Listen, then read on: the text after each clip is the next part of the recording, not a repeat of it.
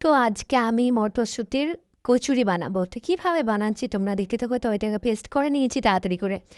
তো এত কষ্ট করে ভিডিও বানাচ্ছি, তোমরা একটা লাইক সাবস্ক্রাইব করতে পারছো না। তো কি করব, তো করে যাচ্ছি। এই দেখো আটা নিয়ে নিয়েছি। এখানে আমি অনেকটা আটা নিয়েছি। তোমাদের মতো তোমরা যেরকম করে খাবে সেরকম করে আটা নেবে। তো আমি এখানে লবণ দিয়ে দিয়েছি আর একটু চিনি দিয়ে দিয়েছি। চিনিটা দিয়েছি আর তারপরে ঘিটা দিয়ে দেবো। ঘিটা একটু গরম করে দিয়েছি। তো ভালোভাবে এটাকে মিক্স করে নিতে হবে। তারপরে জল দিয়ে দিয়ে ভালো করে এটাকে মেখে একদম ফ্রেশভাবে রেখে দিতে হবে একটু।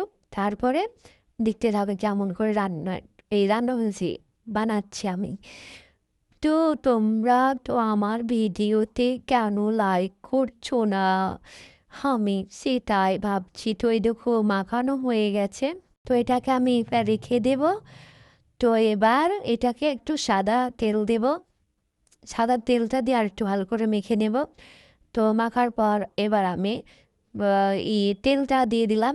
কড়াইশুঁটির ওইটা যে পেস্টটা বানিয়ে রেখেছিলাম ওটাকে ভালোভাবে ওটাকে করে নিতে হবে। ওর সাথে লবণ আর একটু চিনি দিয়ে ভালো করে ওটাকে একটু সিদ্ধ টাইপের করে নিতে হবে। তাহলে এটা মানে বললে পরে খেতে আরও টেস্ট লাগবে। তো দেখো ভালোভাবে এটা একটু জলটা যখন ছেড়ে দেবে তখনই নামিয়ে নিতে হবে এটাকে।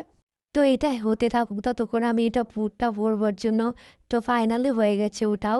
তো আমি এবার পুরটা ভরে ভালোভাবে এটাকে বেলে নেব। তো বেলে নিয়ে তখন এবার তেলে ছাড়বো। তো দেখো কীভাবে ফুলছে এটা, একবারে খুব সুন্দরভাবে ফুলবে আর খেতে খুবই টেস্ট হয়েছে। আলুর দম দিয়ে একদম কড়াইশুঁটি খেতে, কড়াইশুঁটির কচুরি খেতে খুবই ভালো লাগবে একদম খেতে। তোমরা অবশ্যই বাড়িতে ট্রাই করবে আর আমাকে কমেন্টে জানাবে যে কীরকম হয়েছে খেতে।